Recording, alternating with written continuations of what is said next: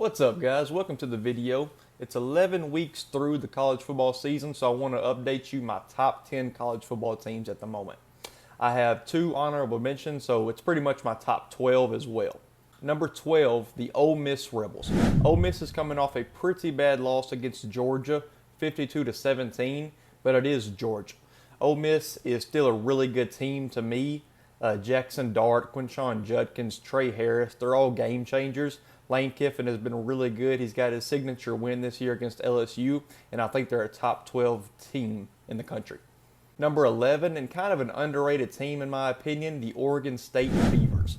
Now, I know they had their loss against Washington State. That was a good loss at the moment. Washington State was good at that time. I think it was late September, might have been early October. But since then, Washington State has lost 6 straight. They are a 4-6 team at the moment. It's kind of crazy to think about that. And then Oregon State has lost to Arizona. But then in the Pac-12, who has not lost to Arizona this year? Oregon State's a really good team to me. DJ has been phenomenal for them. Damian Martinez, one of the best running backs in the country. And they are a scary team. They have Washington coming this week.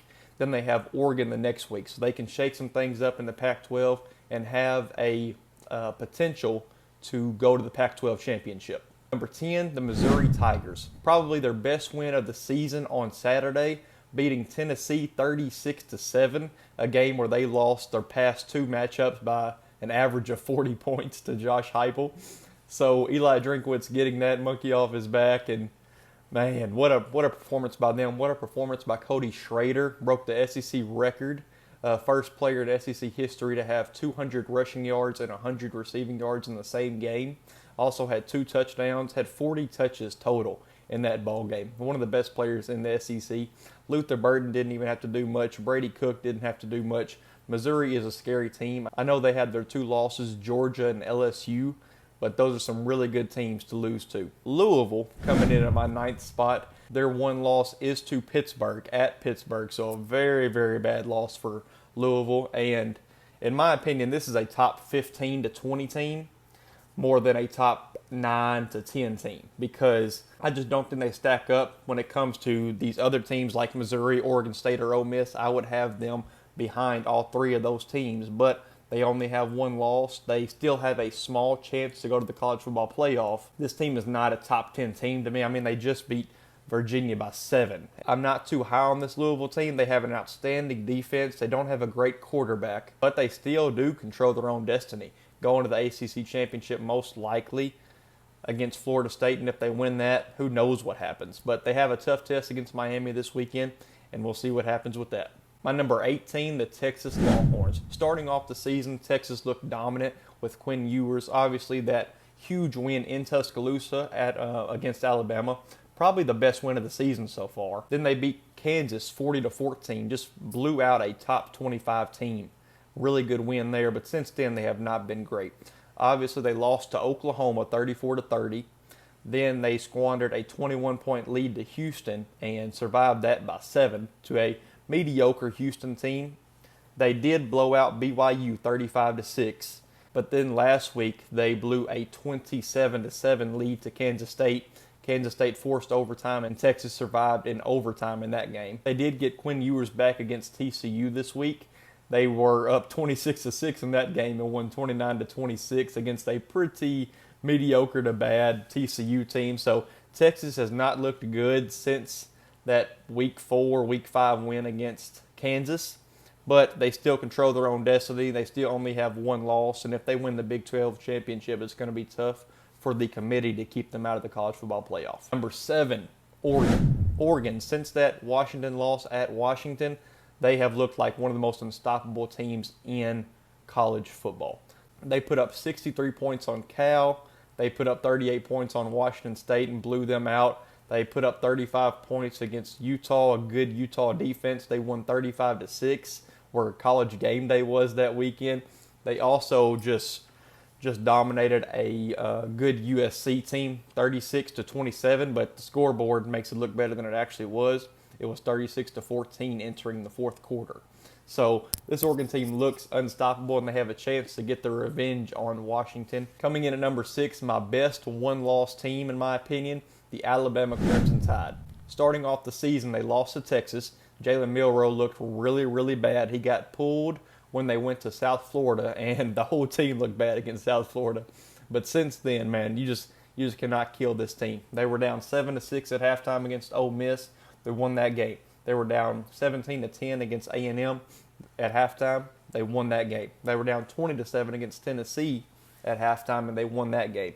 Last week, they beat a really good LSU team 42-28, and then this past weekend, they beat a good Kentucky team 49-21. Jalen Milroe has become a great quarterback, and I said great, a great quarterback, and it's on the up from here. They are locked in the SEC championship. If they win out, including a win in the SEC championship over Georgia, this team is in the college football playoff. Now, I don't really have a preference of teams in that 2 through 5 range as long as it's these 4 teams. Florida State, I have coming in at number 5. They have looked pretty good, still undefeated, do not have a blemish, but there are some cracks in this team. They survived a Boston College team 31-29. Their best wins are the first week of the season against LSU when they just blew out LSU. And then going to Clemson, they won at overtime, but needed a defensive touchdown to kind of flip the whole switch on that ball game. Coming in at number 4 for me, the Washington Huskies. Now, since that huge win against Oregon, kind of a program-defining win against Oregon, 36-33 at home, you could say they kind of slacked off in the 2-3 weeks after that. Beat a pretty bad Arizona State team 15-7, a game where Washington did not score an offensive touchdown. They needed a pick 6 to win that ball game, 15-7. The next week, they beat a pretty bad Stanford team 42-33 when it was 35-33 with just a couple minutes left in the fourth quarter. They then go on the road and beat USC 52-42 in a game where defense was just not played. That really showed me how bad this Washington defense is and kind of scared me a little bit for them. But this past weekend, man, they were down 28-24 against Utah at halftime. And the final score was 35-28 Washington. So that Washington defense, man, it showed me a lot. Not allowing a single point to Utah, who was going up and down the field that first half. My number 3 team, the Ohio State Buckeyes. They have 3 signature wins on the season. They went to Notre Dame and won 17-14, only allowing 2 offensive touchdowns.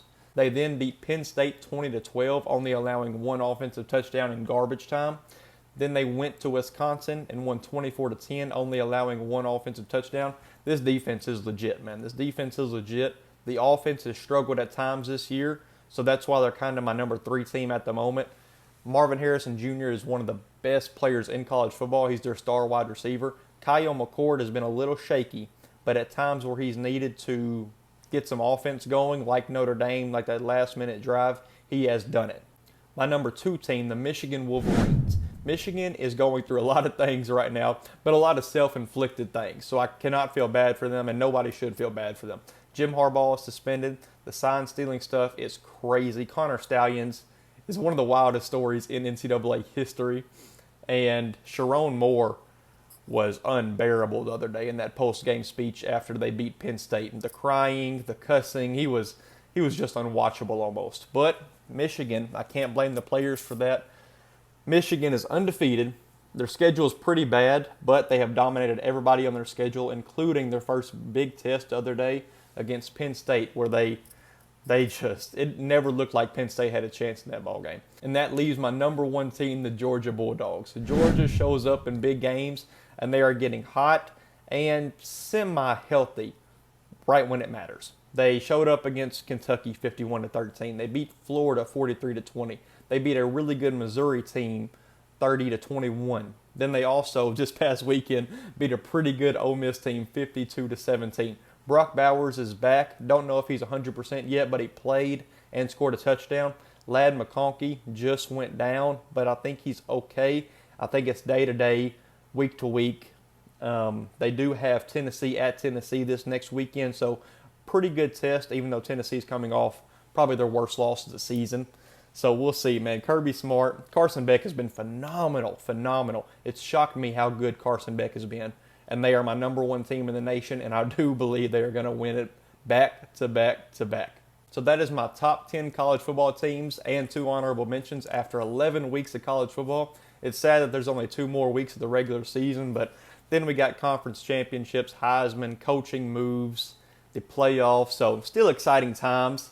So if you like this content, me and my buddies do a college football podcast called Fourth and Long. The link will be in the description to that podcast. But I appreciate y'all for watching. Just like and subscribe.